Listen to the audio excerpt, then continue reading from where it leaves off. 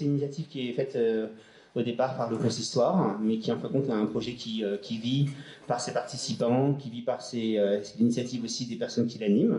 Caroline, merci beaucoup parce que depuis le début, tu es très impliquée et c'est un sujet qui mérite de prendre du temps pour les invités, pour choisir, etc. Et puis, bien sûr, Ariel, merci beaucoup pour ta présence, ton soutien, ton dynamisme dans ce projet. Mesdames Fortier, on est vraiment ravis de vous accueillir. Bonne soirée à tous. Si jamais vous avez aussi des idées, des commentaires, etc., n'hésitez pas soit à venir me voir, soit à mettre un petit commentaire sur la page Facebook. Et voilà, on sera toujours ouvert à vos commentaires et remarques. Bonne soirée. Des gentils, hein, les commentaires. Les méchants, vous allez lui dire directement. Bonsoir, bienvenue donc à cette 3e édition. Vous vous posez tous la question, qui est Madame Vincente Forcier? Enfin, il y a les initiés apparemment, elle a son fan club, mais les autres. Alors moi, j'ai eu le bonheur de vous découvrir un petit peu en avant-première. Je vais me permettre de vous présenter ce soir. Donc, vous êtes docteur en droit de l'Université de Montpellier et vous êtes habilité à diriger des recherches, mais vous êtes surtout directeur de recherche sociologie et sciences du droit au CNRS à l'UNISTRA, et ce depuis 8 ans. Principalement en droit privé au départ, mais croisé avec les phénomènes religieux, ce qui vous amène ici. Et vous travaillez au sein du groupe contre l'antisémitisme de l'UNISTRA. Vous êtes vice-président du groupe Société et Sciences et Société. Et c'est grâce à l'entremise de Monsieur Franck Auxerre que vous avez accepté l'invitation de Rabbin Robibaud. Merci beaucoup. Alors, j'ai trouvé votre enthousiasme communicatif, donc j'ai vraiment hâte de vous entendre ce soir. Et vous avez trouvé intéressante l'idée d'un échange qui entre en résonance avec vos propres travaux, votre domaine de prédilection, j'ose dire, qui est la rencontre du droit et de la religion dans notre société. Alors, d'emblée, vous m'avez précisé que vous n'êtes pas théologienne, même si visiblement vous connaissez vraiment très bien le sujet, puisque c'est votre sujet de recherche depuis de longues années, et que vous avez plaisir à échanger dans un cadre autre, différent. Ça veut dire qu'on vous encourage vivement à prendre la parole en fin de séance, comme à notre habitude. La religion aujourd'hui est au cœur de l'actualité politique, alors un peu moins ces derniers jours, mais on en a quand même beaucoup entendu parler. Et vous militez pour une société plus inclusive qui s'enrichit de l'autre. La parole et l'échange sont donc source de richesse, et c'est plus riche que nous sortirons ce soir. C'est d'autant plus important que pour les juristes, il est relativement difficile, m'avez-vous dit, de se faire entendre dans la cité sur ces sujets, notamment le droit, qui peut être perçu comme rigide, mais qui doit être appliqué de nos jours avec subtilité, ouverture et compréhension. Et c'est pour mieux appréhender ce sujet que vous montez des équipes pluridisciplinaires. Vous travaillez avec des sociologues des religions, des anthropologues, des spécialistes des sciences religieuses, 120 personnes dans votre unité de recherche, c'est pas rien. Vous avez su vous entourer de chacun de ces spécialistes et d'en tirer le meilleur pour que chacun amène ses compétences et puisse ensemble porter un regard pertinent sur ces sujets complexes. Alors le thème de ce soir, c'est l'alliance de la chair, la circoncision pour ne pas la nommer. C'est un sujet à fort enjeu, un enjeu de droit et de vérité, m'avez-vous dit, au croisement entre l'appartenance et l'identité, deux domaines qui, ensemble, peuvent parfois défouler les passions. La philosophie du droit évolue sur ce sujet pour mieux répondre aux enjeux d'aujourd'hui. Alors on a un deal ce soir. Le deal, c'est une liberté académique totale. C'est-à-dire que vous avez le droit de tout dire, aucune parole, aucune pensée, aucune idée ne peut être censurée. C'est pareil pour vous. Vous pouvez tout dire. Par contre, on a un deal numéro 2. C'est qu'on le fait dans le respect profond des uns des autres. Donc on a le droit de ne pas être d'accord. On a discuté le mois dernier du fait que en religion juive, ne pas être d'accord, c'est pas grave. Et on a le droit de sortir pas d'accord. Par contre, on n'a pas le droit de sortir fâché. Et donc c'est ce que je vous propose ce soir. C'est d'un débat ouvert, empreint de respect. Et puis si on n'est pas d'accord, c'est pas grave. On sera plus riche de notre échange. Je sais très bien qu'on peut compter sur vous pour ça. Et je me réjouis vraiment des échanges que nous pourrons avoir. C'est donc avec enthousiasme que je vous cède la parole. Merci à Monsieur Auxerre de nous avoir mis en contact et merci à vous d'avoir accepté. Merci infiniment Caroline et merci Monsieur le rabbin. Alors mesdames, messieurs, je voudrais vous dire d'abord que je vous remercie de m'accueillir à ce Café Shalom et vous dire également que je suis heureuse d'être avec vous ce soir pour pouvoir partager l'un de mes sujets de recherche donc vous l'avez compris, qui concerne la circoncision rituelle et que j'ai eu notamment la chance de pouvoir développer dans un contexte international et pluridisciplinaire avec le soutien de cette belle université qui est l'Université de Strasbourg. Et j'ajoute également d'ailleurs que l'ouvrage collectif que j'ai publié et dirigé dans le cadre de ce sujet, donc en 2016, est librement accessible sur Open Edition, librement accessible, gratuit, etc., puisque je milite pour la science ouverte, comme la plupart d'ailleurs de tout ce que j'ai pu écrire. Alors, la circoncision rituelle, je dois le dire, est une énigme pour la juriste privatiste que je suis, en quête de certitude, et qui peut difficilement se satisfaire d'un raisonnement fondé sur la tolérance sociale pour asseoir la validité et la légitimité d'un rite qui, en tout état de cause, consomme une atteinte à l'intégrité physique du corps de l'enfant. Et durant le temps qui m'est imparti, j'espère que je ne dépasserai pas trop, je vais tenter de vous faire partager le fruit de ma réflexion qui, au fil justement de mes travaux, a certes évolué sans pour autant que l'énigme posée à la juriste soit résolue. Alors parce qu'elle touche à l'enfant, à son corps, mais aussi à sa liberté, parce qu'elle oblige d'ouvrir la discussion à propos d'une prescription plongeant ses racines dans un passé immémorial et considérée comme fondamentale dans les religions concernées, et principalement, je dirais, le judaïsme, parce qu'elle remet en cause peu ou prou les droits et les devoirs des parents à l'égard de leurs fils. La question de la circoncision rituelle est sensible et complexe.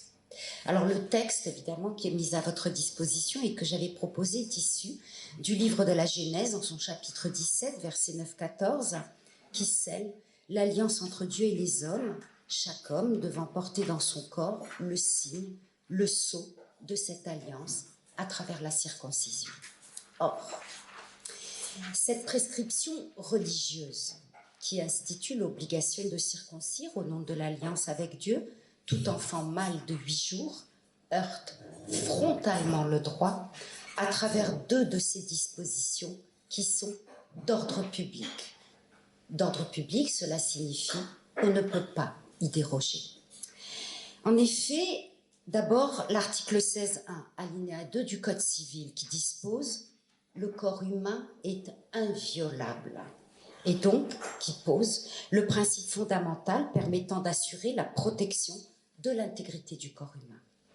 Ce principe d'inviolabilité du corps humain est d'ordre public, signifiant que nul ne peut être contraint de subir une atteinte à son corps.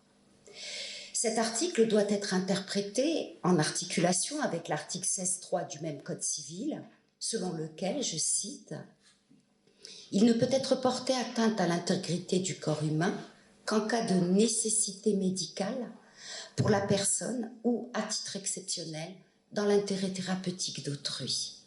Le consentement de l'intéressé doit être recueilli préalablement, hors le cas où son état rend nécessaire une intervention thérapeutique à laquelle il n'est pas à même de consentir, c'est le cas d'urgence. » À ces dispositions civiles, il faut ajouter l'article R41-27-41 du Code de la santé publique, qui est repris d'ailleurs dans l'article 41 du Code de déontologie médicale.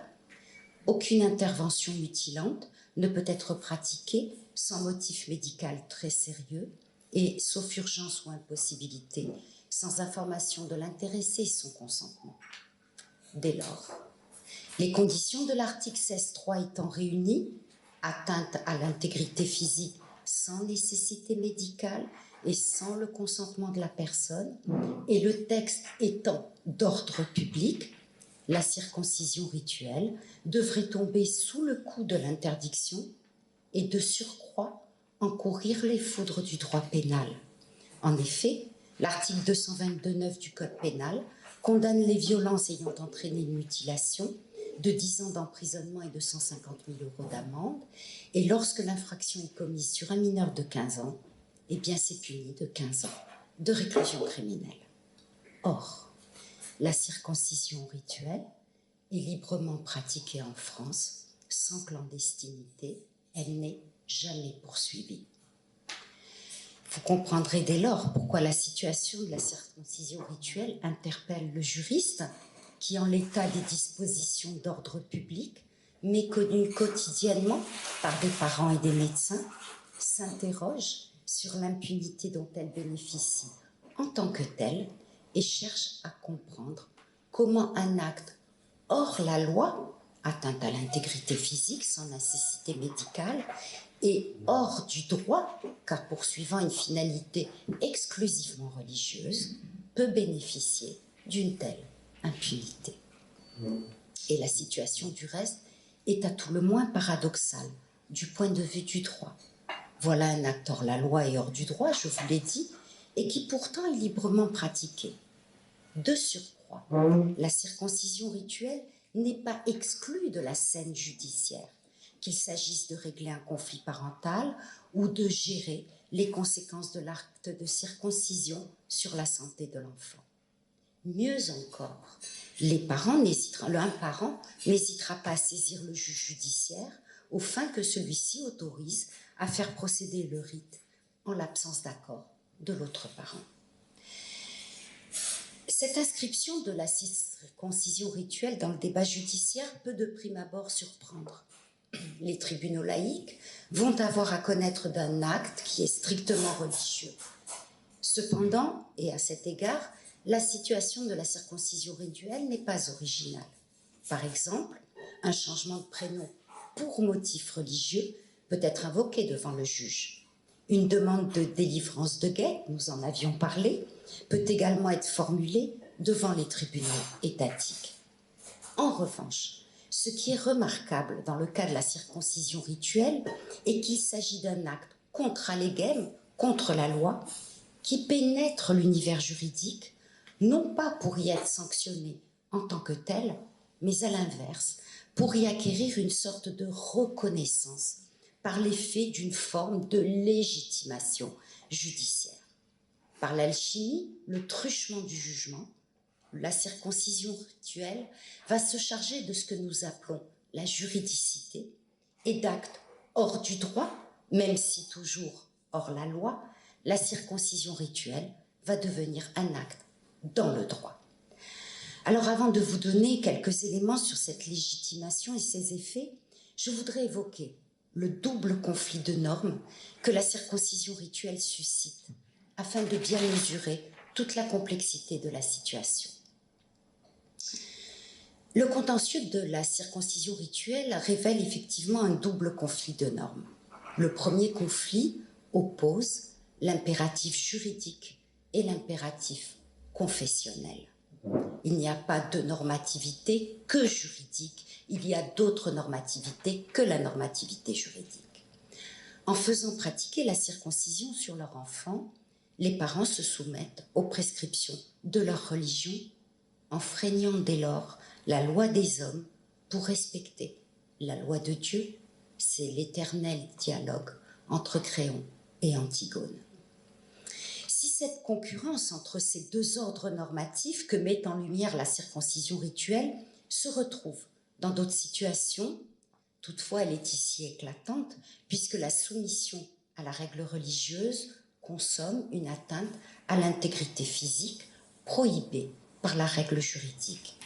Et on observe du reste que lorsqu'un conflit surgit entre les deux impératifs, confessionnel et juridique, il se résout la plupart du temps au profit de la norme juridique, même si, en règle générale, et pour bien connaître tous les contentieux, les solutions rendues font une large part à la prise en compte des croyances religieuses et de la liberté de religion, dont je rappelle qu'elle est quand même une liberté fondamentale.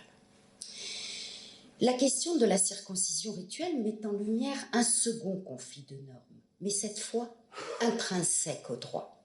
Ici, l'article 16.3 du Code civil, qui interdit les atteintes à l'intégrité du corps humain non justifiées par une nécessité médicale, et l'article 371.1 du même Code, relatif à l'autorité parentale, dont je vous rappelle le texte tel que modifié par la loi du 10 juillet 2019. Je cite l'article. L'autorité parentale est un ensemble de droits et de devoirs ayant pour finalité l'intérêt de l'enfant. Elle appartient aux parents jusqu'à la majorité ou l'émancipation de l'enfant pour le protéger dans sa sécurité, sa santé et sa moralité pour assurer son éducation et permettre son développement dans le respect dû à sa personne. Ajout de la loi de 2019, l'autorité parentale s'exerce sans violence physique ou psychologique. C'était, on l'a dit, l'interdiction de la fessée. Les parents associent l'enfant aux décisions qui le concernent selon son âge et son degré de maturité. L'autorité parentale est une fonction évolutive. L'autorité parentale, qui est donc cet ensemble de droits et de devoirs ayant pour finalité l'intérêt de l'enfant, confère aux parents un certain nombre de prérogatives, parmi lesquelles on compte le choix de la religion de l'enfant. Relève en effet des attributs de l'autorité parentale, le choix de la religion de l'enfant, puis de veiller, le cas échéant, au suivi de son enseignement et de ses pratiques. En fait, le législateur français n'a pas expressément prévu à qui revient la tâche de choisir la religion de l'enfant, mais la doctrine et la jurisprudence s'accordent pour considérer que l'éducation religieuse est un des aspects de l'éducation en général, et dès lors, l'éducation religieuse relève des prérogatives parentales. La Convention internationale des droits de l'enfant fait de l'un des devoirs des parents le respect justement de cette autorité parentale. L'article 14 deuxième dispose: les États respectent le droit et le devoir des parents de guider celui-ci, c'est-à-dire l'enfant, dans l'exercice du droit à la liberté de pensée, de conscience et de religion d'une manière qui corresponde au développement de ses capacités. Le choix religieux est donc effectué à la place du mineur et la plupart du temps très tôt après la naissance de l'enfant. S'il appartient donc aux parents de choisir l'orientation religieuse de l'enfant, toutefois, cette prérogative ne s'exerce pas sans limite.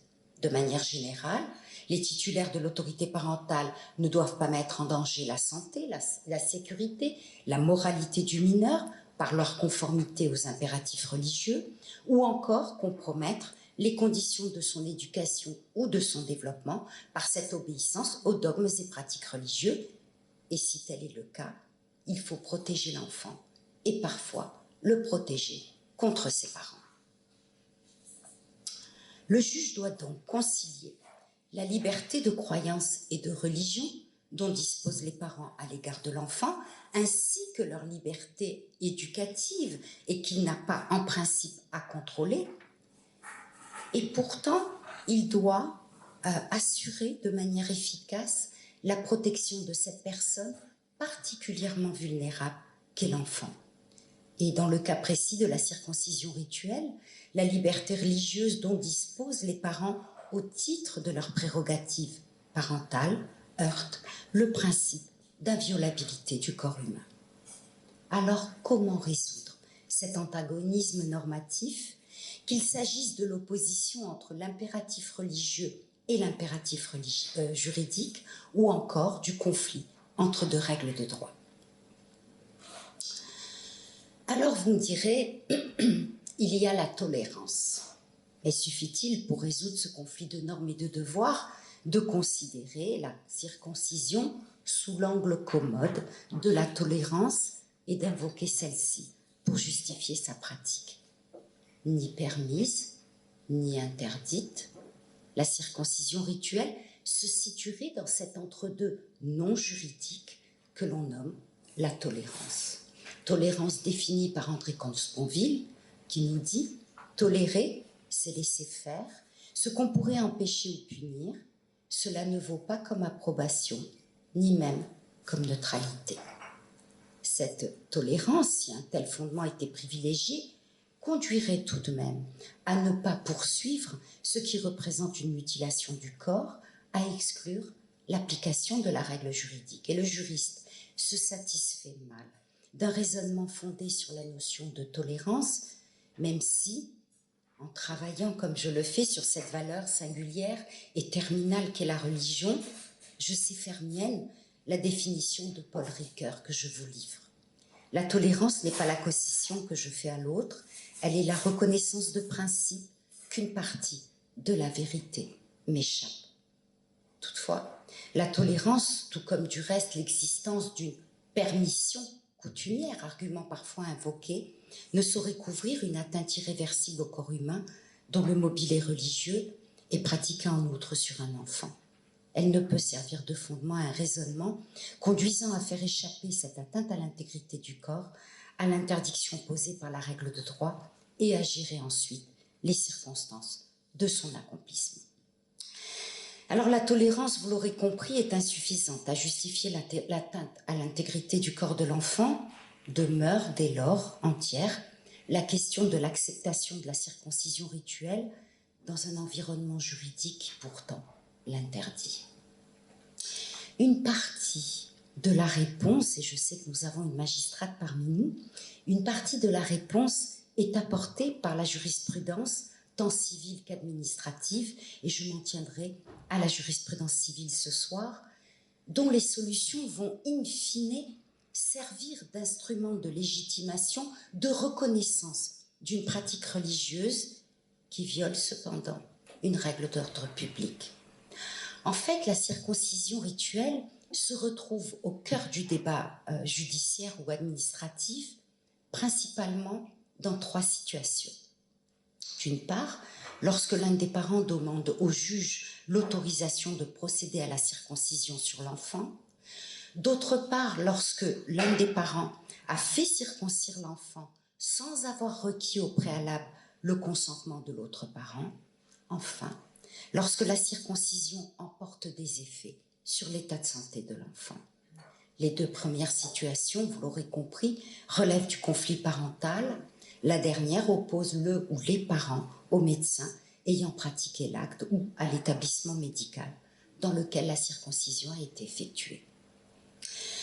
Alors, du point de vue du droit civil, la circoncision rituelle et son traitement judiciaire vont permettre de poser les bases de son accomplissement dans des conditions respectueuses du choix parental et de la liberté religieuse des parents. Loin d'ignorer la circoncision rituelle ou de manifester une indifférence à son égard, le juge civil va donner sa pleine mesure aux règles de l'autorité parentale pour aménager le cadre d'accomplissement du rite et tracer les limites de la liberté religieuse des parents à l'égard de l'enfant. En réalité, il s'agit moins ici de protéger l'enfant que de protéger les droits des parents. En effet, curieusement, la notion d'intérêt de l'enfant n'est quasiment jamais évoquée.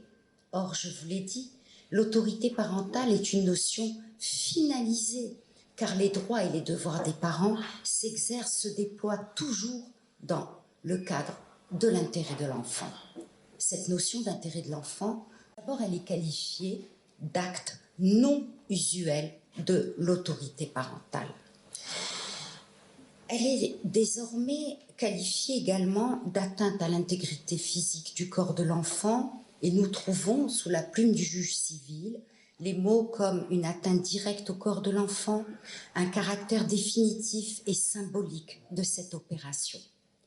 Elle est qualifiée donc du point de vue de l'autorité parentale d'acte grave, d'acte important, unique dans la vie de l'enfant et surtout d'acte non usuel de l'autorité parentale. Cette qualification n'est pas neutre. Elle emporte des conséquences en termes de responsabilité parentale et va permettre au juge de poser le cadre de l'accomplissement du rite religieux. En fait, le Code civil ne définit pas ce qu'est un acte usuel de l'autorité parentale ou un acte non usuel de l'autorité parentale. Ce qu'il faut savoir, c'est que les actes non usuels, ce sont des actes qui bénéficient de ce qu'on appelle une présomption d'accord. Par exemple, les actes courants sur la personne de l'enfant, l'amener chez le pédiatre parce qu'il a un gros rhume par exemple, ça, ce sont des actes de soins courants et que l'on considère comme des actes usuels. En revanche, ce n'est jamais le cas de la circoncision rituelle. Comme il s'agit d'un acte grave, d'un acte non usuel, le juge va énoncer les conditions de sa réalisation, signifiant par là même aux parents les limites à observer dans l'exercice de leurs prérogatives. Précisément, l'accord des deux parents est requis pour procéder à la circoncision de l'enfant. C'est pourquoi, du reste, les juges refusent de se substituer aux parents réticents lorsqu'ils sont saisis d'une demande d'autorisation de faire procéder à la circoncision. Et j'ajouterai à cela que la situation est bien embarrassante. Comment juger de l'intérêt de l'enfant, puisque la notion est centrale, à être circoncis ou à être baptisé, et donc décider in fine de l'orientation religieuse de cet enfant, alors qu'aucun critère religieux ne peut intervenir dans le choix du juge laïque. En d'autres termes, la circoncision ne sera interdite qu'à partir du moment où l'assentiment des deux parents n'est pas obtenu. Et une circoncision pratiquée en violation de cette règle de codécision emportera sanction du parent et ou du praticien ayant enfreint cette obligation. Et nous voyons donc que par l'effet de sa judiciarisation, c'est-à-dire de sa pénétration dans l'enceinte judiciaire, la circoncision entre dans le champ du droit. Et en posant les conditions de sa réalisation, le juge civil signifie par là même dans quelles conditions elle peut être valablement effectuée, mais a posteriori, ex post, évidemment. Alors, toutes les décisions signifient évidemment, à contrario, que si le consentement des deux parents est réuni, alors rien ne semble s'opposer à faire circoncire l'enfant. Et donc, on peut considérer que l'impératif religieux a supplanté l'impératif juridique. Le conflit entre impératif religieux et impératif juridique se résout au profit du premier, le rite l'emporte sur la règle de droit public à laquelle il contrevient pourtant. Dans cette concurrence entre les deux ordres normatifs est privilégiée ici par le juge une conception procédurale du droit, le juge vérifiant si les conditions posées à l'accomplissement de l'acte, puisqu'il a été accompli lorsqu'on arrive devant le juge, sont ou non remplies. Alors on pourrait s'en tenir à une stricte analyse juridique qui gommerait l'aspect religieux du débat. Et dans cette perspective, la primauté serait donnée aux prérogatives parentales en matière de choix religieux, à la liberté religieuse et éducative des parents à l'égard de leurs enfants, sur d'autres règles telles que celles posées à l'article 16.3 du Code civil. Mais rien n'est moins sûr. Enfin, la circoncision rituelle ne doit pas être considérée médicalement comme un acte bénin. En témoignent quelques affaires qui montrent la gravité des atteintes pouvant atteindre l'enfant. Nécrose du gland, hémorragie et dans un cas, le plus grave, décès de l'enfant à la suite de l'anesthésie pratiquée sur lui. Lorsqu'un accident survient, à la circoncision seront attachées des conséquences en termes évidemment de responsabilité civile et donc de réparation. Le médecin risque de faire preuve de légèreté blâmable, sanctionnée évidemment par le droit, s'il pratique une circoncision sans s'assurer de l'accord des deux parents. Et au titre des dommages-intérêts, qui sont accordés par le juge, nous sommes évidemment encore très loin de cette affaire américaine de 2011 dans laquelle un juge californien a condamné à 4,6 millions de dollars d'indemnisation pour la famille d'un jeune garçon dont le pénis fut mutilé lors d'une circoncision mal réalisée. L'enfant avait subi une circoncision une semaine après sa naissance. Le chirurgien américain, utilisant une pince pour sectionner le prépuce de l'enfant, avait par erreur coupé l'extrémité du pénis à cause d'un défaut de fabrication de la pince. On mesure l'importance des conséquences à la fois physiques et psychologiques pour le jeune enfant. Alors je vous l'ai dit en début d'intervention que si je n'avais pas encore aujourd'hui résolu l'énigme juridique, ma propre réflexion avait évolué au cours de mes recherches et je voudrais ici vous faire part des enseignements que j'ai tirés de ce lourd projet de recherche que j'ai conduit sur la circoncision rituelle. D'abord, d'un point de vue strictement juridique, Et même au niveau international, le constat est sans appel. La circoncision rituelle entre en confrontation avec le droit et ses différentes branches, droit civil, droit médical, droit pénal. Son statut, sa qualification, sa validité posent question.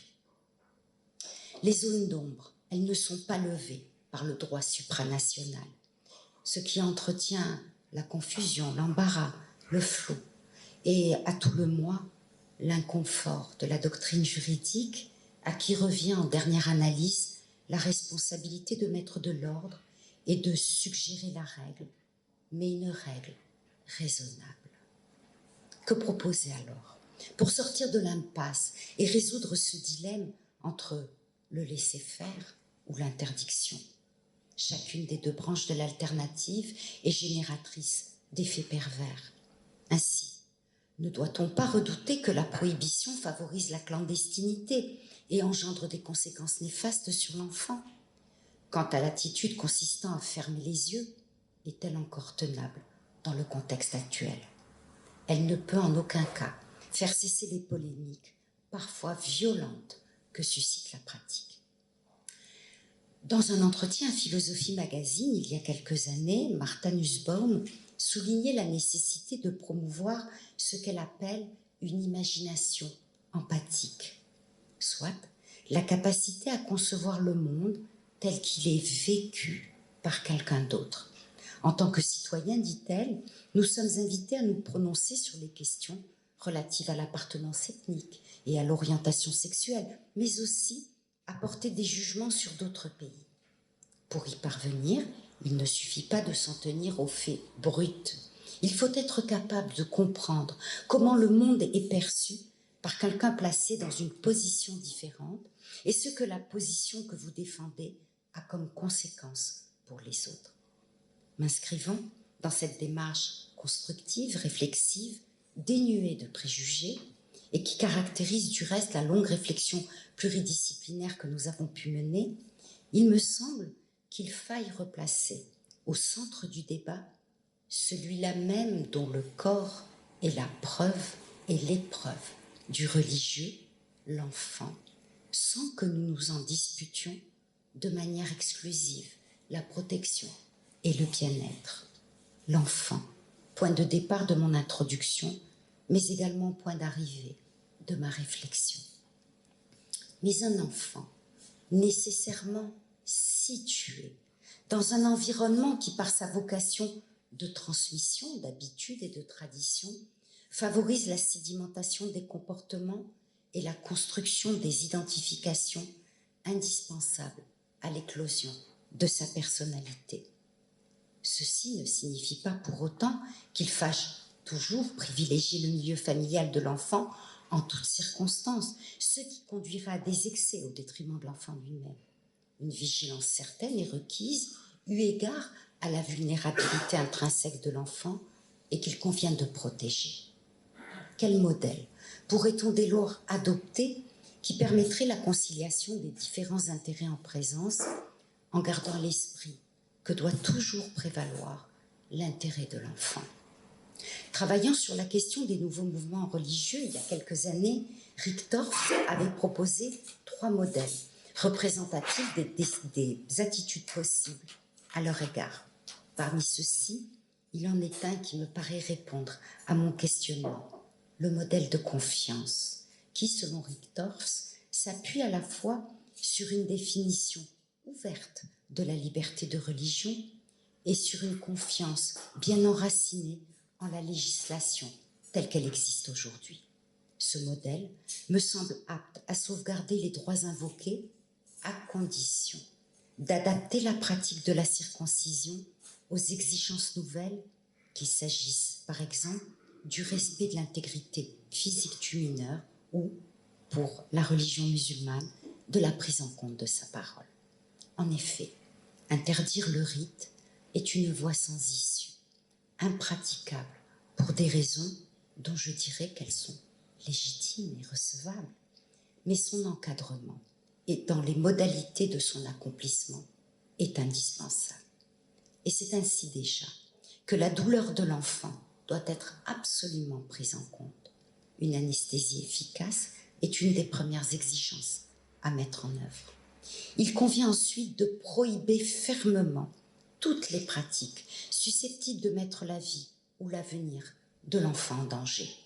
Tel est le cas, par exemple, de la succion du pénis de l'enfant, dont on sait aujourd'hui pourtant, même si elle est interdite, qu'elle perdure dans certaines communautés, malgré les risques encourus par l'enfant. Garantir également un accomplissement dans la pratique dans des conditions sanitaires irréprochables, afin d'éviter, là encore, des accidents. Dans cette perspective, se pose la question de la personne en charge de la réalisation de la circoncision. Celle-ci doit-elle être seulement confiée à des médecins et ou à des personnes qualifiées par les autorités religieuses? Cette dernière voie peut être empruntée à condition que les personnes habilitées remplissent un cahier des charges élaboré de concert entre les autorités religieuses et les pouvoirs publics. Enfin, la parole de l'enfant ayant atteint l'âge du discernement doit être entendue, mais cela ne concerne pas le judaïsme.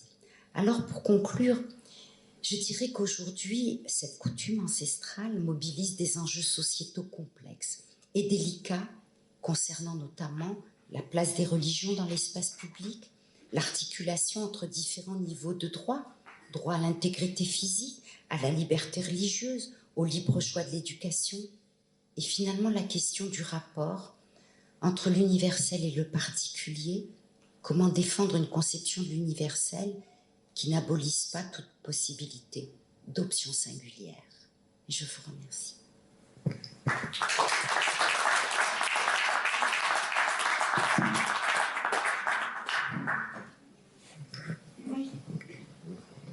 Merci beaucoup. Vous avez rappelé un petit peu, à un moment, l'action que vous menez avec les Hagounot, les femmes liées, entravées, celles qui, au nom de la religion, ne peuvent pas se remarier. Je trouve que ça résume bien un petit peu ce qu'on a entendu ce soir, c'est-à-dire vous défendez évidemment, et vous l'avez montré, le droit de vivre sa religion, mais vous dites de manière très simple et très juste, tout n'est pas permis au nom de la religion. Et lorsque la religion elle-même devient objet de violence, objet d'entrave, etc., effectivement, il faut savoir également la limiter, pas pour s'opposer à elle, mais pour permettre à l'individu, aux femmes en l'occurrence, de pouvoir vivre leur liberté. Donc c'est effectivement dans ce sens-là que je vous ai écouté très attentivement. Alors, je vais d'abord commencer par dire que la circoncision a toujours fait l'objet d'attaques. C'est-à-dire, ça n'est pas ce n'est pas la modernité, ce n'est pas uniquement le droit moderne qui, aujourd'hui, n'arrive pas à avaler le principe de circoncision, mais ça a toujours été vrai dès l'origine. À toutes les époques, dès l'Antiquité, non seulement qu'elle a fait l'objet d'attaques, mais d'attaques extrêmement graves, d'interdictions extrêmement graves. Et face à toutes ces interdictions, quelles que soient les époques, le peuple d'Israël a toujours maintenu la circoncision et s'est maintenu grâce à la circoncision. Spinoza, qui lui-même était juif et qui était contre la circoncision probablement, avait conscience à quel point c'est la circoncision qui maintenait ce peuple, et il le disait, il y a une force à travers cela qui fera qu'un jour, ils récupéreront leur terre. Il avait compris probablement un des sens profonds du texte que nous allons voir ce soir. Il y a quelque chose effectivement dans la circoncision qui dérange, qui a toujours dérangé, et je ne fais pas l'erreur de tout mettre dans le même sac, c'est-à-dire évidemment de considérer que les critiques sont toutes négatives et qu'elles se valent toutes, bien au contraire. Il y a des choses que l'on retrouve, quelles que soient les époques, même si ensuite c'est présenté différemment. Ce qui a toujours dérangé effectivement dans la circoncision, c'est le fait de porter atteinte à une intégrité corporelle, effectivement. Alors aujourd'hui, c'est au nom d'une liberté, c'est-à-dire que je n'ai pas le droit de toucher à l'intégrité d'une personne qui n'a rien demandé sans son accord, sans son consentement. C'est-à-dire que si la personne elle-même veut se mutiler, qu'elle le fasse, mais c'est pas à moi de le lui faire. Donc c'est un problème ici de consentement, c'est un problème de liberté, alors que dans le passé, et pendant des millénaires jusqu'à l'époque vraiment très moderne, ça ne posait strictement aucun problème. On faisait de nos enfants ce qu'on voulait d'une certaine façon. C'est une question très moderne. Pourtant, ça posait quand même problème parce que c'est le fait même de porter atteinte au corps qui posait problème. Dans le monde grec, vous imaginez bien, ensuite dans le monde romain, il y avait quelque chose d'insupportable à la circoncision. Donc, pas la circoncision seulement sur son enfant, sur soi-même. Le fait de se circoncire était considéré comme quelque chose qui était une atrocité. Alors on associait ça à la castration, bien évidemment, on associait ça à toutes sortes de mutilations qui, d'une certaine façon, faisaient de l'homme un être imparfait, alors qu'il l'était parfait, que la nature le rendait parfait. Alors aujourd'hui, effectivement, on laisse la liberté à chacun de se rendre imparfait s'il le veut, mais cette idée-là demeure, c'est-à-dire il y a comme en commun avec toutes ces attaques-là l'idée que la circoncision est une atteinte à l'intégrité. Ça paraît tellement évident qu'on sait elle-même que j'ai besoin de remarquer, n'est-ce pas? On va regarder les premiers versets, vous allez vous rendre compte à quel point il y a quelque chose d'ironique là-dedans. Donc je vais lire en français au début. Abraham étant âgé de 99 ans, le Seigneur lui apparut et lui dit, « Je suis le Dieu Tout-Puissant, marche devant moi et sois... » Je vous entends plus. Ils sont intègres. Veillez tamim en hébreu. Donc le texte, le chapitre qui va parler de la circoncision commence par un ordre à Abraham d'être intègre, d'être tamim. Le mot tamim en hébreu, il faut le prendre au sens propre, c'est-à-dire, c'est le terme qu'on verra par exemple quand on dira que les sacrifices, les animaux des sacrifices doivent être tamim, c'est exactement le même mot, c'est-à-dire sans défaut physique. C'est vraiment le sens propre du mot tamim. S'il a l'oreille coupée, si l'œil est un petit peu abîmé, l'animal ne peut pas être sacrifié parce que c'est, alors selon les explications, manquer de respect à Dieu que de lui amener un animal imparfait, etc. Donc la perfection physique est appelée tmimut, donc tamim, c'est l'adjectif tam, qui veut dire intègre. Donc avec une certaine ironie, parce qu'évidemment c'est fait exprès, le texte commence par présenter l'ordre de la circoncision comme un impératif d'intégrité. Alors évidemment, tout de suite, on va lire de manière symbolique, sois intègre dans ton cœur, etc., etc. Si ce verset se trouvait dans un autre endroit dans la Bible, évidemment, je l'aurais admis. Sauf que c'est justement le verset qui introduit la circoncision. Donc soit intègre, soit tamim, soit parfait physiquement. On a un écho de cette discussion dans un récit talmudique extrêmement intéressant. Rabbi Akiva fait partie des martyrs du peuple d'Israël. C'est un grand rabbi qui a enseigné la Torah, peut-être un des plus grands rabbis de toute l'histoire d'ailleurs, et qui, malgré l'interdit romain, donc on est à l'époque au cours du deuxième siècle à peu près de l'ère chrétienne, donc les Romains ont interdit l'étude et l'enseignement de la Torah. Malgré cet interdit, Rabbi Akiva a continué à enseigner. Et donc il se retrouve en prison, et ça finira par sa mise à mort. On a quelques agadotes, quelques récits du Talmud qui mettent en scène des discussions entre Rabbi Akiva et son geôlier, Turnus Rufus. Alors c'est assez amusant comme discussion. Je vais le prendre dans les mots exactement. Donc on raconte la chose suivante. Le méchant Turnus Rufus demanda un jour à Rabbi Akiva, quelles sont les plus belles œuvres? Celles de Dieu ou celles de l'homme? Qu'est-ce qu'il y a de plus beau, ce que Dieu fait ou ce que l'homme fabrique? Celle de l'homme, répond Rabbi Akiva. Ce que fait l'homme, c'est plus beau que ce que Dieu fait. Turnus Rufus, le méchant, déclara, mais regarde les cieux et la terre, peux-tu en faire autant? Tu es capable, toi, de créer le soleil, etc. Donc, comment peux-tu dire que les œuvres des hommes soient plus belles que les œuvres de Dieu? Rabbi Akiva répondit, ne cite pas des choses qui sont au-dessus des créatures. Compare ce qui est comparable, évidemment. Si tu me compares à Dieu, compare sur ce que moi je peux faire et que lui peut faire, et on verra de nous deux lequel fait les plus belles choses. Donc, mais cite-moi des choses qui se trouvent dans le monde des hommes.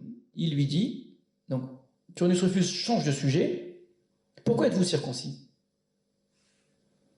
Il répondit, je savais que tu voulais en venir là. Donc, pourquoi voulait-il en venir là à travers sa question? Parce que l'être humain, quand il sort du ventre de sa mère, c'est l'œuvre de Dieu. Et vient l'homme, et il porte atteinte à l'œuvre de Dieu. Donc ça va encore plus loin que le simple problème de l'intégrité physique. Ben, si Dieu nous a créés ainsi, donc ayant même un langage religieux, si Dieu nous a créés ainsi, ce n'est certainement pas pour y toucher. Donc il avait qu'à nous l'enlever lui-même, ne pas nous créer ainsi. Donc il y a dans la circoncision quelque chose qui est paradoxal, parce que cela s'oppose à la nature que Dieu a voulu aussi. Et donc il y a dans la circoncision une sorte de choix intellectuel très fort, qui considère que le monde de Dieu est imparfait. Et que, de manière à nouveau paradoxale, c'est le monde qui est imparfait. C'est le monde qui n'est pas intègre. Et que l'acte humain consiste à rendre le monde parfait. Comment l'homme rend le monde parfait? Ben, parfois en brisant, en déchirant, en coupant. Alors c'est ce que va répondre Rabbi Akiva. Écoutez bien la réponse de Rabbi Akiva. Je savais que tu voulais en venir là. C'est pourquoi je t'ai devancé en disant que l'œuvre humaine était supérieure à l'œuvre divine. Que l'on m'apporte des épis de blé et des pains. Donc il ajouta, les premiers sont œuvres divines. Donc le blé, c'est simplement ce que Dieu a créé. Les seconds sont l'œuvre humaine. Les seconds ne sont-elles pas plus belles? Est-ce que tu préfères manger, mâcher du grain de blé ou bien est-ce que tu préfères manger un bon pain? Il demanda qu'on apporte des pelotes de lin et des habits fabriqués à Beth-Shean. Il dit, celles-ci sont œuvres divines et celles-là sont œuvres humaines. Ces dernières ne sont-elles pas plus belles? Donc l'œuvre humaine est évidemment plus belle au sens plus abouti exactement, plus adéquate à l'humain, parce que l'homme le travaille. Et donc si l'homme travaille le monde, c'est que l'homme vit dans un monde, essayez de bien comprendre ce que je vais dire, qui ne lui correspond pas naturellement. Ce qui n'est pas le cas des animaux. Un animal, quasiment, n'a pas besoin de transformer le monde. L'humain vit dans un monde qui n'est pas fait pour lui, d'une certaine façon. Pas fait tel quel. L'humain, et c'est vrai pour tous les humains, ont besoin de transformer le monde. On touche ici un point qui est très important, qui est celui de la technique. Ce qui est vrai pour la circoncision, il fait le monde en 6 jours. Parfait, d'accord? Non. Il restait une toute petite chose à faire. Quand on dit que la nature est imparfaite, pourquoi ça dérange au niveau philosophique ou au niveau religieux? Parce que ça voudrait dire que Dieu est imparfait, parce que c'est Dieu qui a fait la nature, donc obligatoirement la nature est parfaite. Or, précisément, la perfection divine consiste à laisser une place à l'homme. Si Dieu avait tout fait, on n'a pas besoin d'exister. Un autre midrash dira par exemple que la plupart, quasiment tous les jours de la création, Dieu voit à sa création et dit que c'était bien. Donc il a créé, c'est bien. Il a créé, c'est bien, etc. Il crée l'homme, il n'a pas écrit que c'était bien. Il n'a pas écrit Dieu a vu que l'homme qu'il avait créé était bien. Donc l'être humain est la seule création pour laquelle il n'y a pas un regard divin qui est posé ensuite pour dire c'est bien. Par contre, quand même, une fois qu'il a terminé, Dieu a vu tout ce qu'il avait créé et il a vu que c'était très bien. C'est-à-dire que l'humain n'est pas considéré comme bien, mais non pas parce que l'humain est mauvais, pas du tout, c'est pas cela du tout qu'il dit. L'humain n'est pas encore bien. Qu'est-ce qui manque à l'humain pour être bien? Que lui se rende parfait. C'est-à-dire que c'est pas l'humain est le seul être dont le bien dépend de lui en fait. L'arbre pousse selon sur ses dispositions pour pousser de la meilleure façon qui soit. L'humain, malheureusement, peut l'empêcher de pousser normalement et peut empêcher le monde entier de vivre normalement. L'humain peut détruire, l'humain peut construire. Quand le serpent dit à la femme « Vous serez comme Dieu, connaissant le bien et le mal », le commentaire de Rachid dit « Vous serez comme Dieu, créant des mondes ». C'est-à-dire qu'il faut prendre le serpent au sens propre. Nous sommes dans un monde créé par l'homme et non pas créé par Dieu. Cette table, c'est l'homme qui l'a créée, ce lieu, c'est l'homme qui l'a créé, la route qui passe, c'est l'homme qui l'a créée, les montagnes aujourd'hui sont percées par les hommes, les rivages, les côtes des océans sont entièrement modelées par l'humain aujourd'hui, la couche d'ozone est touchée par l'homme, même la Lune aujourd'hui a vu les pas de l'homme marcher, et même la planète Mars se retrouve avec une sonde humaine. Nous sommes dans un univers que Dieu a créé et que pourtant l'homme, et uniquement l'humain, vient parachever ou détruire. C'est tout aussi vrai. Eh bien, c'est ça le sens de la circoncision. Le sens de la circoncision, c'est de dire à l'homme, je ne t'ai pas créé parfait. Ne le pense pas. Cette utopie de l'intégrité, de l'intégrisme, excusez-moi de le présenter comme cela, il y a une forme d'intégrisme à croire en un idéal de la perfection. Alors je vais dire la même chose peut-être dans des mots un peu différents concernant la liberté maintenant. Vous avez raison et heureusement que le judaïsme et la norme juive, c'est-à-dire la loi juive, partagent presque tout ce que vous avez dit. Je vais commencer par la notion de mutilation. Il est strictement interdit de porter atteinte à autrui et de le mutiler. Par exemple, il est même interdit de porter atteinte à soi-même. Là-dessus, sur ce point-là précisément, nous n'avons même pas la liberté de toucher à notre corps, physiquement. Il y a un interdit de la Torah de s'arracher les cheveux, de se griffer, de se tatouer, etc. C'est quand même assez intéressant. Donc de voir combien la Torah, au contraire, tient au respect de l'intégrité physique. Concernant autrui, à plus forte raison, il est interdit de porter atteinte à sa perfection physique. Très bien. Je vais vous-même donner un autre exemple qui est encore plus intéressant. Vous savez que dans l'Antiquité, l'esclavage existait bien évidemment, et il était tout à fait normal précisément de porter atteinte à l'intégrité physique d'un esclave pour lui rappeler, et pour rappeler à tous qu'il était esclave, et qu'au cas où il s'enfuit, on sache que c'est un esclave. Donc on lui coupait l'oreille, on le marquait au fer, ou toutes sortes d'autres choses comme ça. C'est une norme qui ne posait problème à personne. C'était, j'ai dit l'Antiquité, mais ça a été vrai malheureusement jusqu'à il n'y a pas seulement tellement longtemps, et probablement ça existe encore dans certains endroits dans le monde. Donc le fait de porter atteinte à quelqu'un, c'est l'expression de son pouvoir, l'expression de sa domination, et de bien faire comprendre à l'autre qu'il est dominé. Très bien. Dans la Torah, si quelqu'un possède un esclave, et j'insiste, un esclave non juif, qu'on n'aille pas dire oui, non, mais ça serait quelque chose d'interne, pas du tout. Je possède un esclave cananéen, avec tout ce que ça peut porter comme préjugé négatif.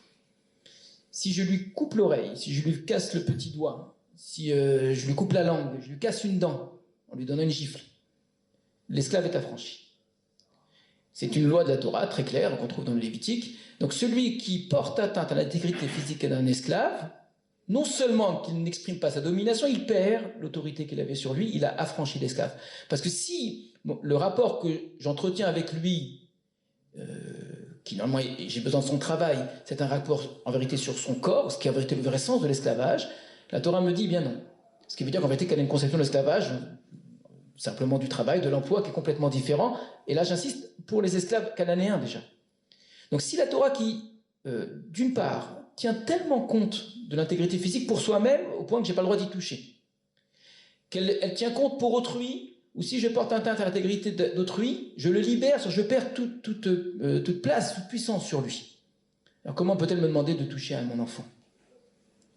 Ce qui veut bien dire que d'une part, elle ne considère pas la Brit Mila comme porter atteinte à l'intégrité physique, et là, c'est pas une explication, c'est pas une justification, mais c'est juste pour entendre un petit peu. Il faut savoir que la circoncision, c'est l'acte, d'après ce que j'ai lu, l'acte opératoire le plus pratiqué dans le monde. 40% des actes opératoires dans le monde, ce sont des circoncisions. Et qu'il y a un très grand nombre de circoncisions qui sont faites pour des raisons thérapeutiques qui ne posent problème à personne. Alors, je ne suis pas en train de dire que la circoncision est dans un but thérapeutique, non.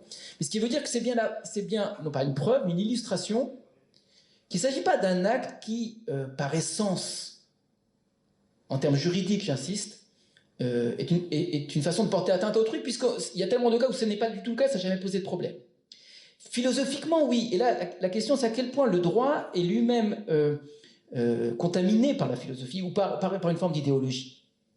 Idéologiquement, vous l'avez dit à un moment, en termes psychologiques, en termes symboliques, qu'est-ce que ça signifie? Or, s'il y a tellement de circoncision dans le monde, si c'est tellement courant, si ça se fait de manière thérapeutique, de manière extrêmement large, et puis surtout, je vais ajouter, on parle d'un point de vue de liberté, combien de personnes qui ont été circoncis ont regretté et se sont plaintes?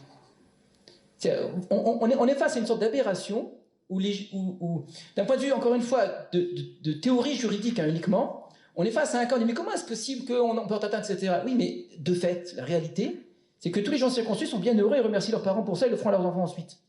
Donc pourquoi considérer qu'il y a ici... Alors évidemment qu'il y a des exceptions, mais on ne juge pas, et c'est pas vous que je dois le dire, on ne va jamais juger un cas à partir de ces exceptions. Des exceptions, il y en a, mais qui sont... c'est un tout petit pourcentage. Si effectivement on était dans une situation où majoritairement beaucoup d'enfants, une fois grands, militeraient pour abolir la circoncision, ça poserait problème de quel droit. Mais c'est l'inverse qui est vrai dans des proportions considérables. Considérables, c'est pas de 52%. Enfin, moi je crois, à part rechercher sur Internet où je vais tomber sur des militants juifs anti-circoncision, j'en ai jamais vu dans ma vie, j'en ai jamais entendu. C'est des choses qui existent. Évidemment que ça existe. Il y en a probablement encore plus aujourd'hui qu'il y en a eu avant. Il y en a eu à l'époque grecque, il y en a eu à d'autres moments. Mais de fait, on est en train de dire voilà un acte qui porte atteinte à quelqu'un qui en vérité n'a jamais considéré que ça lui portait atteinte. Alors oui, mais en fait, une fois qu'il a été circoncis, donc vous comprenez qu'il ne va pas dire que c'est mal, etc., etc. Donc on touche à un dernier problème qui est pour moi celui peut-être le plus important. En termes juridiques, je vous suis complètement. J'entends les principes. On ne peut pas dire le contraire. Effectivement, du moment qu'on pose la liberté de l'enfant comme l'essentiel, comme la référence, vous avez raison. Sauf que une vie en société, ça n'est pas considérer des individus et des enfants comme des êtres séparés. Vous l'avez dit à la fin, je pense que il y a quelque chose qu'on a du mal à dire aujourd'hui, puisqu'on est sur un chemin qui a été entrepris maintenant depuis 2-3 siècles, qui est celui de la liberté individuelle, d'accord ? Qu'il ne s'agit pas de remettre en question, mais qu'il s'agit d'interroger et de montrer les paradoxes. Personnellement, je crois qu'aucune idée n'est vraie entièrement. Jamais. Toute idée poussée à bout est une forme d'intégrisme, est une forme d'idolâtrie. C'est vrai même pour la liberté, c'est vrai pour l'amour, c'est vrai pour la justice, c'est vrai pour tout. Donc, l'idée de liberté individuelle, présentée comme étant la seule valeur en vérité qui puisse déterminer ce qu'il faut faire ou ce qu'il ne faut pas faire, nous fait vivre dans un monde qui est complètement irréel. C'est faux, c'est tout simplement faux. Un enfant qui naît est entièrement déterminé par ses parents, par la société dans laquelle il a vécu, par l'école dans laquelle il est passé, par les vêtements qu'on lui a mis, par ce qu'on lui a fait manger, etc. etc. On peut très bien dire, oui, mais on ne devrait rien imposer à un enfant. Oui, mais ce n'est pas possible. Il y a quelque chose qui me semble dans l'esprit derrière, qui est d'imaginer un monde irréel où chaque individu serait coupé complètement du monde d'avant lui et en termes de liberté, déciderait complètement de sa vie. Il grandira, il décidera de sa religion. Il grandira, il décidera de son prénom. Il déciderait... Non, c'est faux. C'est faux. Et non seulement que c'est faux, je pense qu'il faut combattre cette façon de penser parce qu'elle fait oublier que vivre en société, c'est vivre de génération en génération. Et que de la même manière, et je suis entièrement d'accord avec vous, il faut défendre de manière très forte la liberté de chacun, la liberté des enfants avant tout, bien sûr, mais il faut faire prendre conscience à chaque personne, non pas de sa liberté, mais de sa responsabilité envers les générations suivantes. Ce que Dieu dit à Abraham, en lui imposant la circoncision à ses enfants, c'est une façon de dire, bon, on a fait affaire tous les deux ensemble, tu crois en moi, je crois en toi, tout va très bien, etc. Mais ça s'arrête là. Ce qu'il s'agit de faire à partir de maintenant, c'est de faire d'Abraham une histoire, de faire un peuple et faire histoire, faire société tout simplement. C'est obligatoirement accepter l'idée que j'impose quelque chose à autrui. Alors, c'est insupportable à entendre de manière juridique, et pourtant c'est vrai. Il n'y a pas de société dans laquelle j'impose pas d'une manière ou d'une autre. Alors c'est sûr qu'il faut le faire avec intelligence, avec vérité, en recherchant un bien, tout ça c'est entièrement vrai. Mais il y a cette part où, du moment que j'ai des enfants, de quel droit je fais naître un enfant ? Pour le faire entrer dans un monde aussi dur. Et il ne peut pas m'en vouloir. Allô maman, Bobo, pourquoi tu m'as fait... C'est-à-dire, le Mishnah dit, c'est contre ton gré que tu es né, c'est contre ton gré que tu vis, c'est contre ton gré que tu rendras des comptes. Alors, observer le monde que sous cet aspect-là, c'est terrible, c'est insupportable. Mais il y a une forme de vérité là-dedans. Il y a quelque chose de profondément vrai qu'il faut accepter la notion d'imperfection du monde. Que nous ne vivons pas dans un monde parfait, c'est à l'homme d'apporter quelque chose, quitte à couper, à déchirer, ça fait partie de la nécessité humaine. Pour avoir chaud, je suis obligé au départ de tuer un animal, c'est insupportable, et de prendre sa peau. Alors j'évolue dans le temps, je fais autre chose, etc. Mais il y a obligatoirement quelque chose, il y a obligatoirement une ressource que je vais enlever, que je vais faire disparaître au monde, etc. Vivre dans un monde dans lequel je touche à rien, je ne coupe rien, je n'enlève rien, etc. et j'existe quand même, c'est pas possible. Alors c'est pas parce que c'est vrai que j'ai tous les droits. Et c'est là toute la difficulté, je pense, c'est là, à mon sens, la grandeur de la Torah, de me faire prendre conscience d'une réalité, d'une vérité qui est celle de mon imperfection, mais pas une imperfection qui est absolue, puisque la perfection est ce vers quoi je dois tendre malgré tout. Donc il ne s'agit pas d'abandonner l'idée de perfection, mais sauf que je ne la remets pas à Dieu et je ne la remets pas dans la nature. La perfection, on en parlait lors de notre première réunion ici, c'est pas parce que dans la Torah il y a écrit que la femme doit accoucher dans la douleur que la femme doit accoucher dans la douleur. On a inventé la technique pour que la femme n'accouche pas dans la douleur. C'est quoi la technique ? C'est-à-dire que dans la nature met l'humain dans des conditions difficiles et l'humain, par son intelligence, par sa transformation du monde, lui permet de changer. Ben c'est ça le principe de la Brit Mila. C'est ça le principe des commandements divins d'une manière générale. C'est la touche humaine, la patte humaine, pour faire que ce monde-là soit un monde qui soit parfait. Donc ça nécessite de prendre conscience de cette perfection, mais ça nécessite également de prendre conscience de ma responsabilité envers autrui et envers un autrui qui n'existe même pas encore. Le fait d'avoir des enfants, de les faire grandir, etc., ça n'est que leur imposer des choses. Mais où s'arrêtent ces limites-là? Donc je serai évidemment complètement avec vous et dans tous vos combats pour défendre la liberté, parce que c'est vrai, c'est profondément vrai. On a trop abusé des uns et des autres au nom d'une certaine vérité. C'est entièrement vrai. Et pourtant, ça n'autorise pas à penser qu'un enfant peut naître, exister par lui-même, grandir par lui-même, se découvrir par lui-même, trouver ses repères par lui-même. C'est totalement faux. Il a une histoire, il vit dans un monde qui a déjà des millions d'années et qui a besoin d'entendre et d'avoir un chemin. Et parmi ce chemin, c'est un parmi d'autres, il y a celui du judaïsme que ses parents lui transmettent.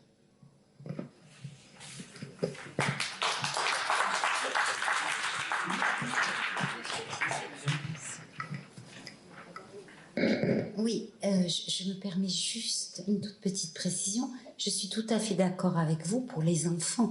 C'est pour ça qu'à la fin, je vous ai dit, mais où est l'intérêt de l'enfant? Je ne le sais pas.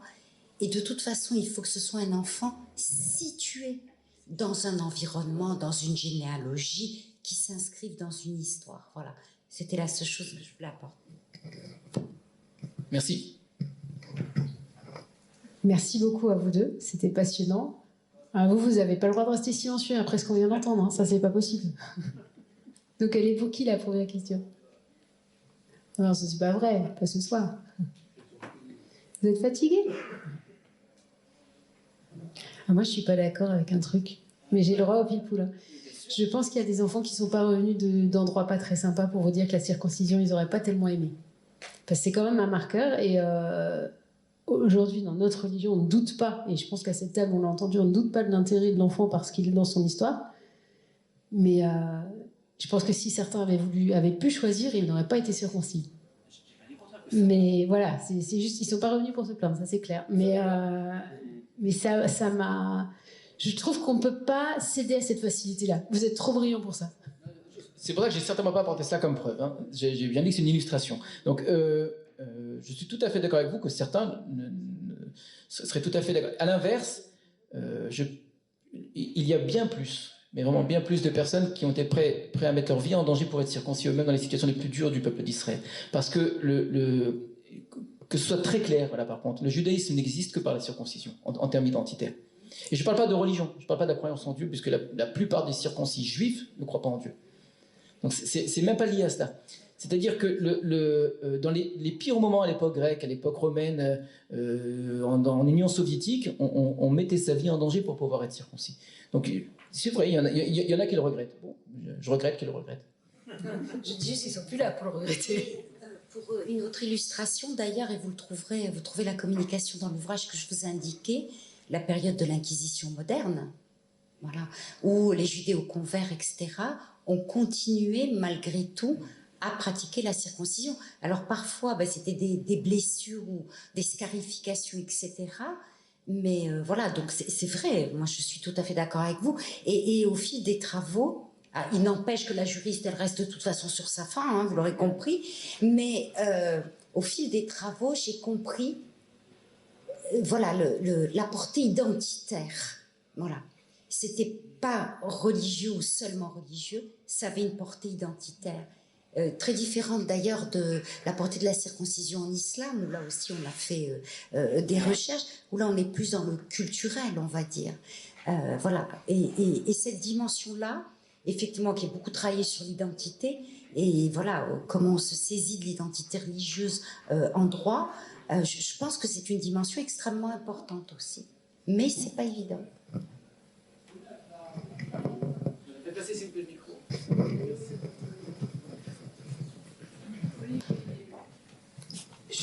Je voudrais juste demander, surtout à la juriste que vous êtes, j'ai vu passer certains projets de députés européens ou autres qui mettaient sur le même plan la circoncision et l'excision. Et comment la juriste que vous êtes, vous pensez différemment ou pas, parce que je suppose que des gens voulant pratiquer l'excision peuvent se prévaloir du fait que les juifs peuvent, malgré la loi, pratiquer la circoncision pour revendiquer la possibilité de pratiquer cet acte tout aussi chargé de symboles, de légitimation dans certaines cultures, même si pour nous, ça nous fait horreur. Donc voilà, comment vous pensez la différence pour qu'on puisse répondre à des gens qui mettent sur le même plan ces deux actes sur l'enfant? Je vais vous répondre, puisque j'ai travaillé également sur l'excision. Non, je vous réponds volontiers, madame. Je dirais presque que je m'attendais un petit peu à la question. Je suis ravie que vous l'ayez posée, puisque j'ai travaillé effectivement sur l'excision. Alors, c'est pas à mettre sur le même plan, du tout, même sans faire de militantisme féministe. Voilà, donc circoncision, excision, ce sont deux problématiques différentes, et j'ai jamais voulu les mélanger.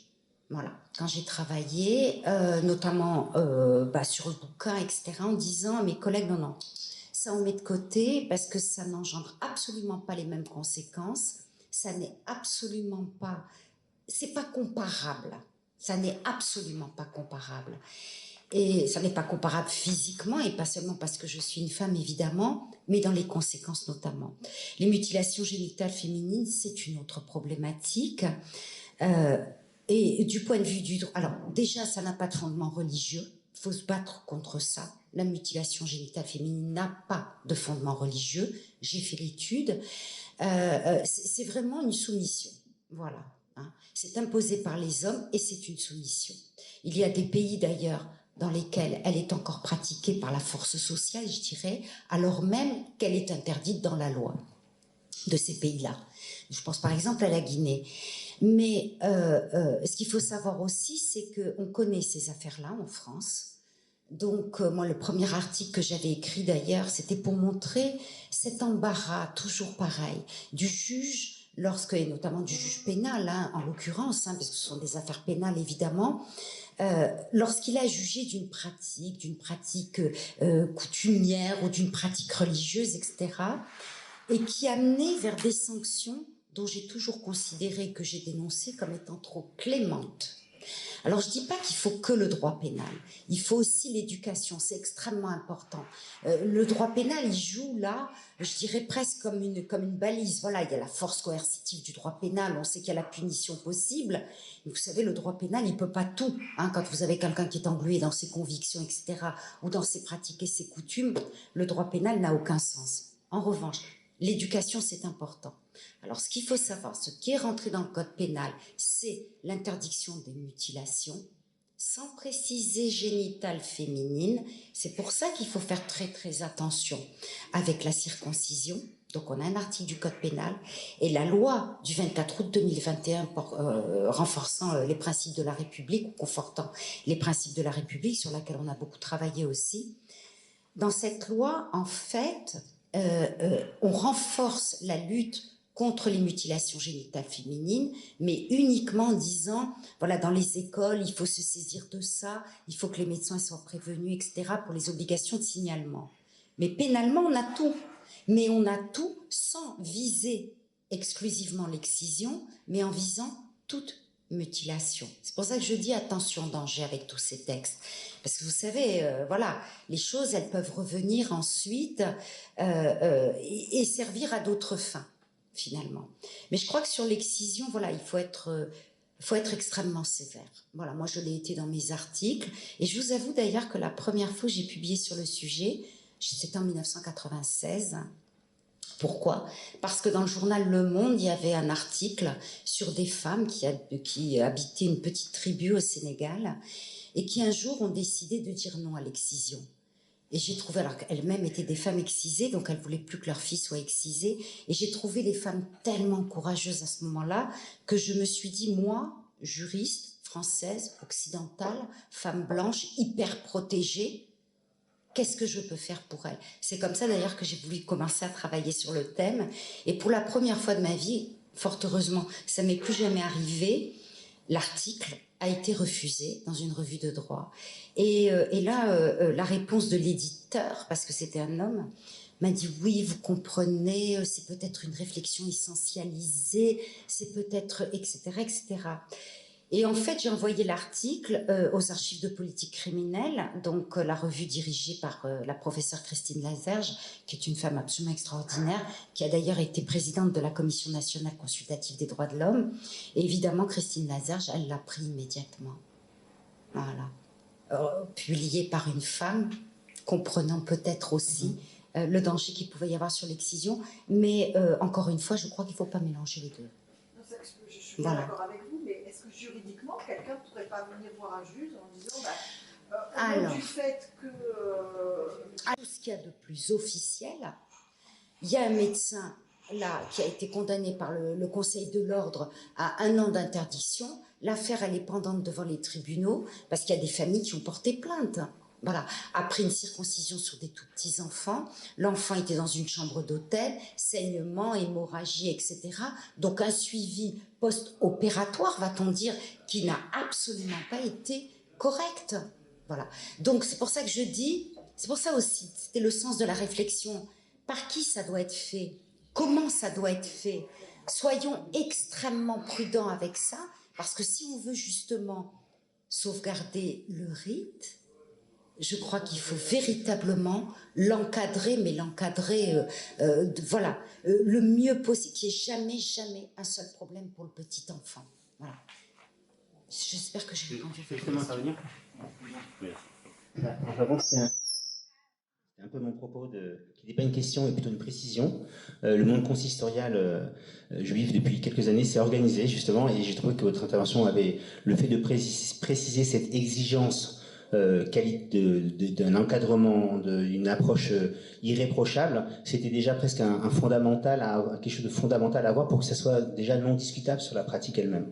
Et c'est ce qui s'est passé parce que bien sûr il y a eu des abus, on le sait, et depuis quelques années il y a entre autres un docteur Sulman, il me semble, qui était président du consistoire du Nord de la France, qui a organisé une association des personnes qui exercent la circoncision et qui est en train de rendre normatif en fin de compte les circoncisions en France, et qui oblige les personnes qui font une circoncision à être agréées, entre guillemets, et après aux familles aussi de vérifier que les personnes sont bien agréées. Et c'est là la marge, en fin de compte, où on ne peut pas imposer, mais c'est aussi de le faire savoir.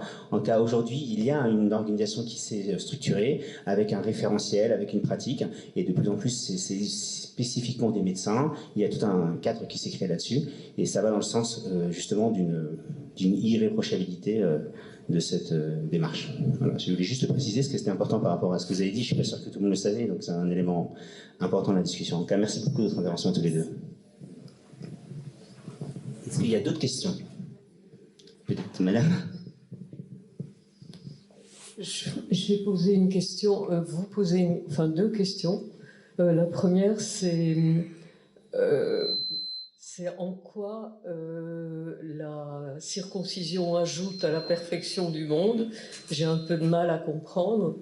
Et la deuxième question, c'est si le judaïsme ne peut pas exister sans la circoncision, je veux dire, ou est nécessaire, qu'en est-il des femmes? Je veux dire, donc c'est l'autre moitié du judaïsme qui n'est pas circoncis. Alors elle, qu'est-ce qu'elle représente à ce niveau-là?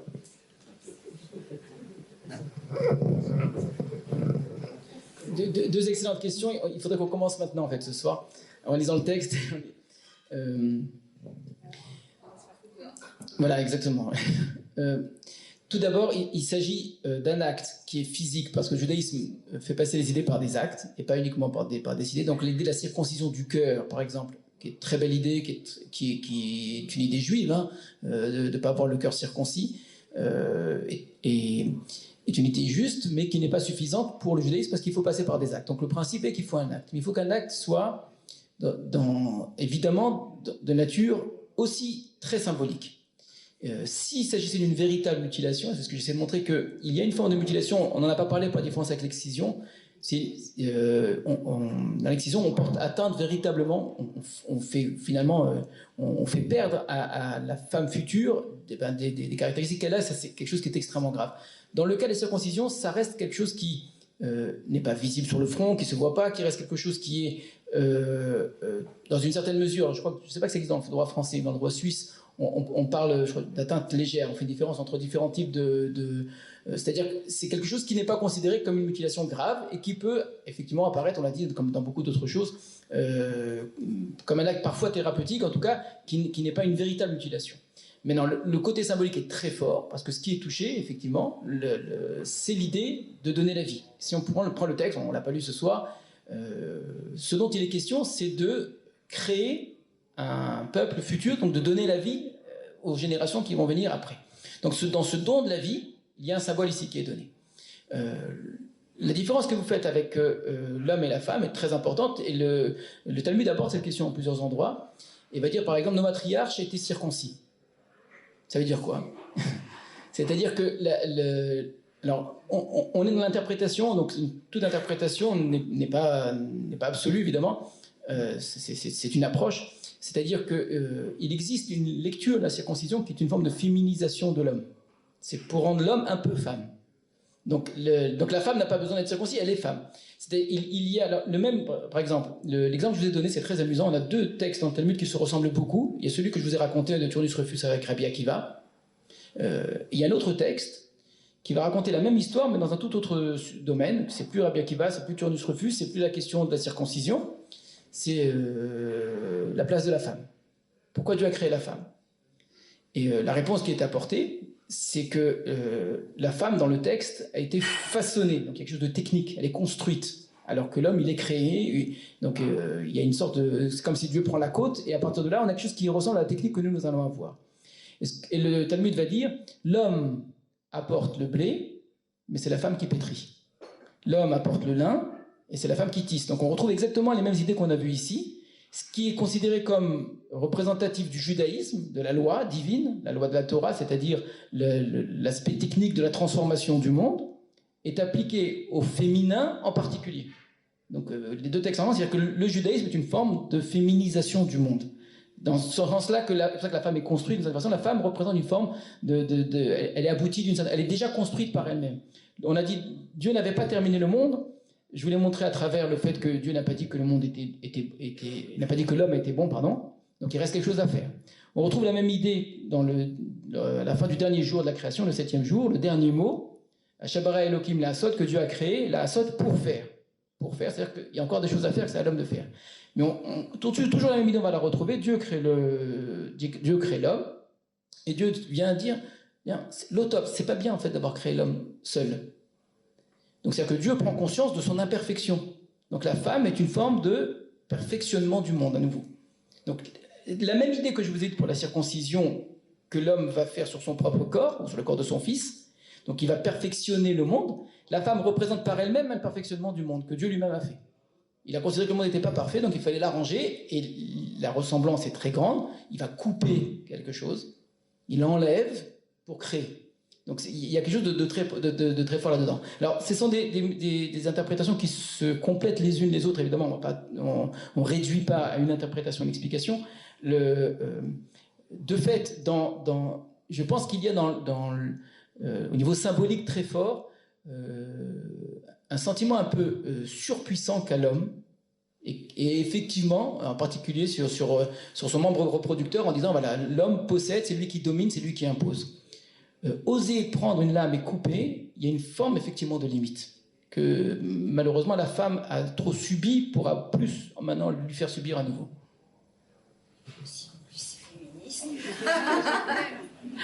Il y avait une question derrière, non monsieur? Ouais, oui. Je suis désolée, il va falloir que ce soit la dernière parce que on a promis de rendre le café après.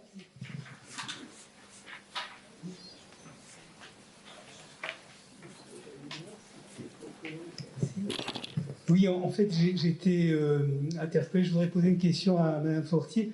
Ce refus de votre article là, sur l'excision, et c'est vraiment une question que je m'étais posée en vous écoutant, c'est sur la réception de vos travaux. Hein. Les travaux de votre équipe laissent pas insensible, hein, c'est le moins qu'on puisse dire.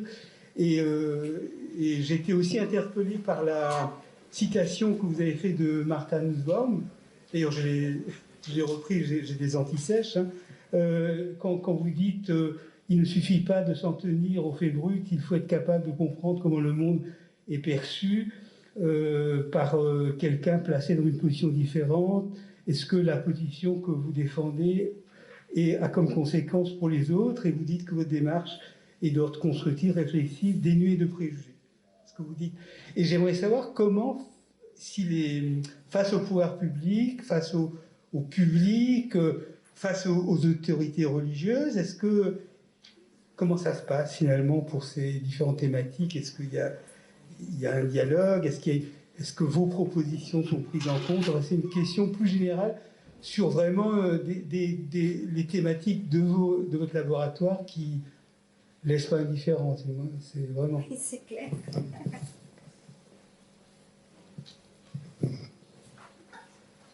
Merci. Oui, de manière générale, je dirais, et c'est pour ça qu'on avait insisté dessus avec Caroline, voilà, il y a la liberté académique et vous la connaissez bien également. Donc voilà, à partir du moment où on traite un sujet de manière scientifique, parce que la scientificité, elle n'est pas seulement du côté des sciences dures, hein, elle est aussi du côté des sciences de l'homme et de la société, et dont font partie évidemment les sciences juridiques. À partir du moment où on est capable aussi de donner le pro et le contre, le pour et le contre, voilà. Et voilà, d'avoir des positions qui sont quand même... alors évidemment, quand on est chercheur, on a une intuition, on sait qu'il y a quelque chose là qu'il va falloir creuser, parce que ça va être super intéressant, et donc on va s'emballer, s'enthousiasmer, etc. Mais après, voilà, il faut le construire juridiquement, et il faut que les arguments soient absolument, comment dire, irréprochables là aussi. Alors moi, je travaille que sur des sujets sensibles, voilà. J'ai travaillé sur la radicalisation, je continue à y travailler, enfin radicalisation, et je vais mettre plein de guillemets. Dans les années 90, évidemment, j'ai énormément travaillé sur les nouveaux mouvements religieux ou sur les sectes. Là aussi, je vais mettre des guillemets, hein, parce que pour nous, ça n'a pas de sens, hein, pour les juristes. Dire qu'un mouvement, c'est une secte ou une religion, aucun intérêt. Donc, je ne travaille que sur des sujets sensibles. Donc, je dirais que j'ai un petit peu l'habitude. J'ai l'habitude aussi d'avoir le fonctionnaire sécurité-défense qui me disait attention, attention. Donc, voilà. Après, moi, je me suis toujours sentie extrêmement libre dans ce que je pouvais écrire, parce qu'après, il y a mes combats personnels. Alors, le groupe dont on fait partie, même si c'est un groupe officiel, hein, de lutte contre l'antisémitisme, tous mes groupes de lutte contre les discriminations, mais ça, c'est mon truc à moi. Après, scientifiquement, je suis tout à fait capable de ne pas être du tout militante et voilà, et d'avoir voilà, des positions, mais toujours sans préjugés, effectivement. Alors après, le dialogue avec les pouvoirs publics, évidemment, vous l'imaginez bien, sur certaines thématiques, moi je travaille avec le ministère de l'Intérieur, la direction des libertés publiques, et particulièrement le bureau central des cultes, voilà. Mais je peux vous dire une chose, qu'avec le caractère que j'ai, on ne me fera jamais dire ou écrire ce dont je ne suis pas persuadée. Voilà. C'est assez clair et ils le savent. Les autorités religieuses, moi j'aime beaucoup le dialogue, et notamment le dialogue interreligieux, parce que je trouve ça extrêmement important. On a organisé là pendant 3 jours le forum des religions. Je suis en charge souvent de la journée académique, ce qui a été le cas aussi. Et le forum, c'était sur la tolérance, voilà. Et voilà, je trouve que c'est important aussi de s'investir dans ce genre de choses. Et vous voyez, quand à la fois Marc et puis le rabbin Rébibio que j'ai rencontré, donc pour la première fois il y a quelques semaines, m'ont demandé d'intervenir. Au départ, je me suis dit, aïe, aïe, moi je suis pas une théologienne, je vais, voilà, moi il me montre un texte en hébreu, je trouve ça absolument magnifique, mais franchement, j'y comprends rien du tout. Mettez-moi de l'anglais, j'ai aucun problème, mais de l'hébreu, ça va pas être possible. Et en fait, moi j'ai trouvé ça très très intéressant, cette idée de café Shalom, c'est un peu les cafés littéraires, philosophiques, etc. Et de venir vous voir et de discuter avec vous. Parce que ça aussi, je crois que c'est un peu ma responsabilité de chercheur. Il y a quelques années, on a organisé, j'ai porté un projet qui s'intitulait l'Étoile pour le cinéma de la laïcité. J'ai voulu pendant 2 ans, alors ça s'est soutenu par cette université absolument extraordinaire. Bon, je viens d'une super université, Montpellier, mais je peux vous dire que Strasbourg, c'est encore mieux. et voilà, et qui a financé ce projet pendant 2 ans.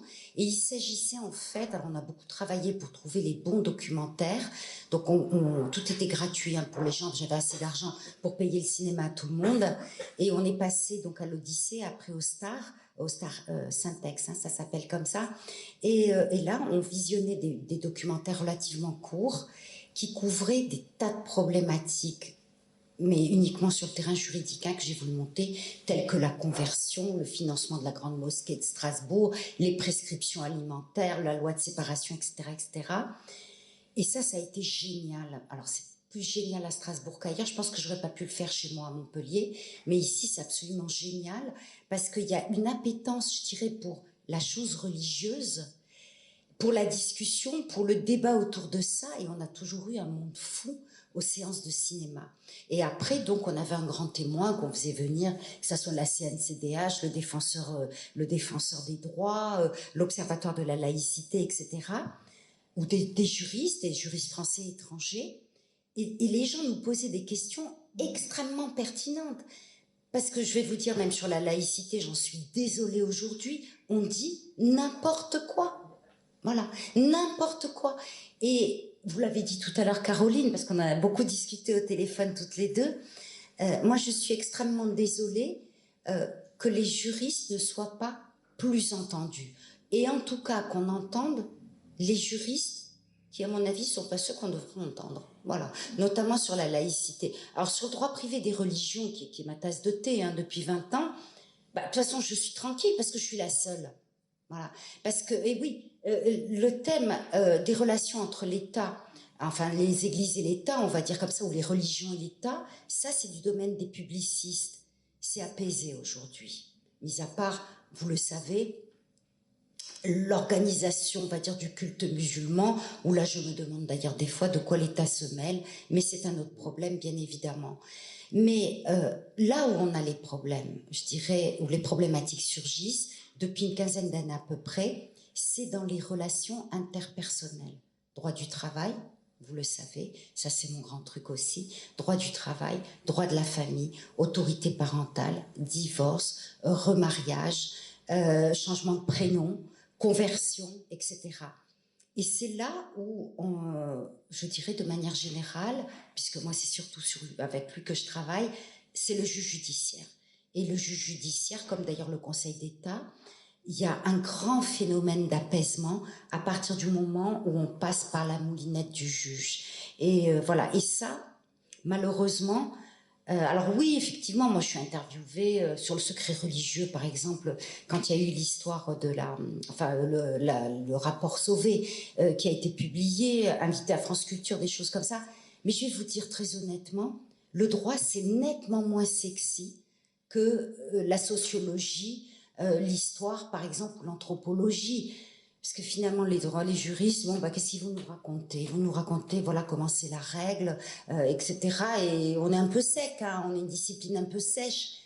Et pourtant, avec la médecine, ce sont les deux disciplines qui font tourner le monde et dont on ne peut pas se passer, puisqu'on vit ensemble.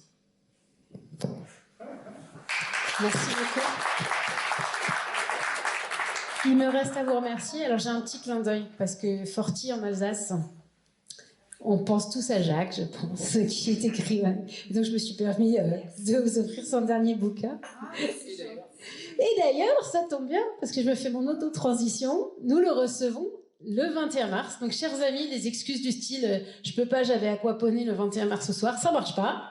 Vous avez la date avec 1 mois d'avance. Je vais la communiquer assez rapidement. Si vous avez envie, j'envoie un mail de rappel régulièrement. Si vous voulez être sur le mailing list, venez me voir, je mets votre mail à jour.